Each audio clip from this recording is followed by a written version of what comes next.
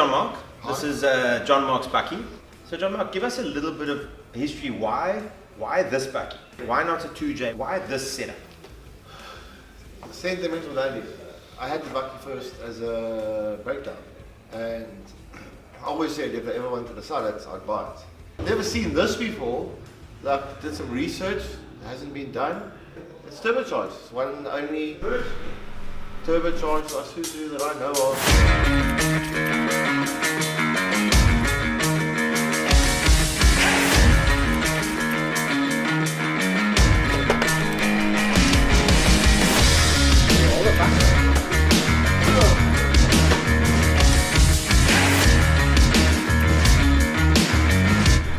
Maar zijn klein te doen en nu komt hij nu.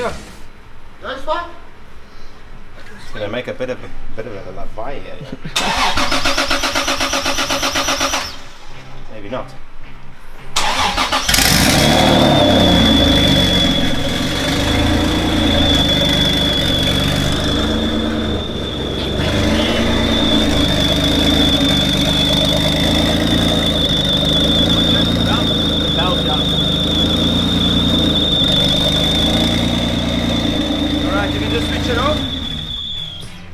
Now we'll just put the unit chip and stuff in. You're excited? Yeah, I'm happy now.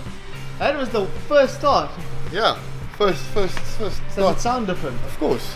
It sounds like a beast now. I like it, eh? Sounds like Fast and Furious.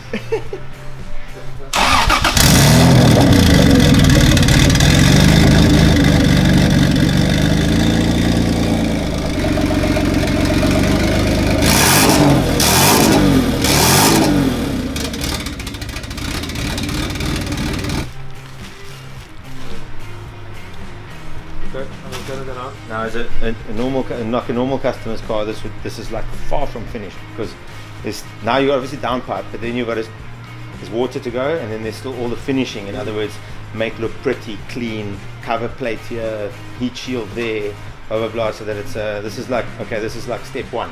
Yeah. Now it needs to Go to the next step. go to the next step We're and the gonna next do all the step. steps, Yeah. because the motor's gonna come out again. But it sounds good, eh?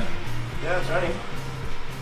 Sounds lekker. Yeah. It'll be nice when it's got an exhaust on it. And so what happens there, why it floods when you rev it, is it opens the dump valve, and it sucks false air there because the vacuum opens the dump valve, and then the airflow meter reads incorrectly because it's getting air from here and not on a sealed system. That's why when you blank the pipe off, the dump valve stays closed, then the system works better. We need to tighten that spring to keep it closed, that it doesn't just close. It's going to dump it, but it must close before the car wants to come back to idle. It must be closed. So what's the verdict? How far are you? We're there, but we're not there. You're there, but you're not there, and you have a couple hours left. 2 hours of the day, not even 1 hour. We must finish this downpipe and then just assemble, and it must still be tuned. So still a long way to go. I think you might just cancel tomorrow. I think so. Just cancel it. Never. So to give you guys an idea, this has taken all in all about a week to get converted to turbo. We're getting it ready for an event that he wants to attend tomorrow. So some of it would have to come back to get redone, but it's just to run it so you can actually have fun tomorrow. He dropped it off last year, December. Yeah. It was one of those cars we were going to work on when we have time. We never have time. You would have heard in the video, it took us a week to do the build. It actually took us 6 months. 6 months to do the build, of which there was a big push in the last week. John Mark did a lot of his own work on the car, as well as the car's not, it's not actually finished. In other words, there's a lot of work he's still going to do it on himself, by himself, in the neatening up, so heat wrapping the downpipes and things like that, because he can, or not, okay. But he can finish off the van himself.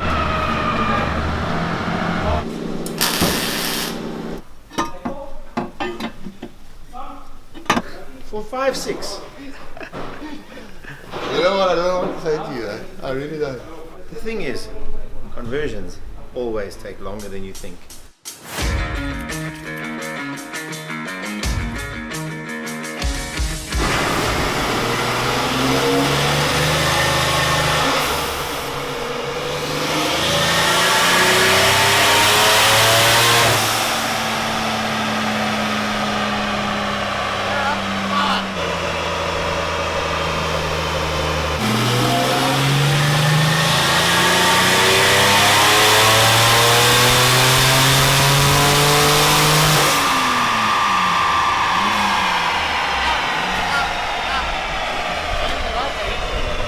do you add it now? Ignition timing, a little bit more to see if it needs it or wants it.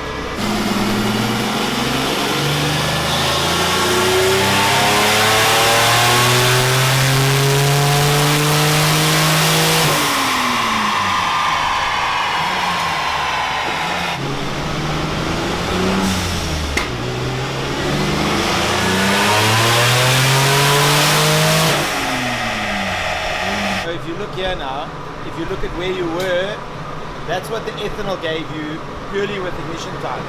But like I said to you, it's the same boost. Yeah. 0.5. That's what I said to you. You're going to make a lot more with the ethanol. Yeah. And then you don't actually need more boost.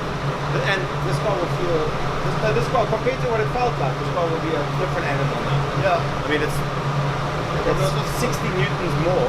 See, now this is what a little piece of plastic from a fish tank can do. Now you get lots of guys that say, oh no, NA power, NA power. So we just made 231 and 440, and this is a 25-cent piece, and we're going to add it to the car, and the power is going to jump by more than cams will do on an NA car. Cut it, fit it, run it, just like that. Oh, wait.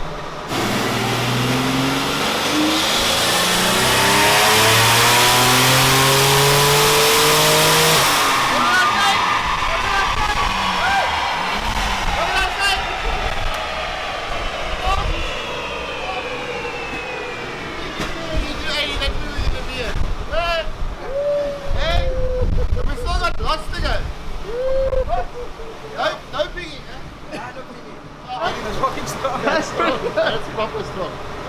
0.65. That's up like 100 newtons.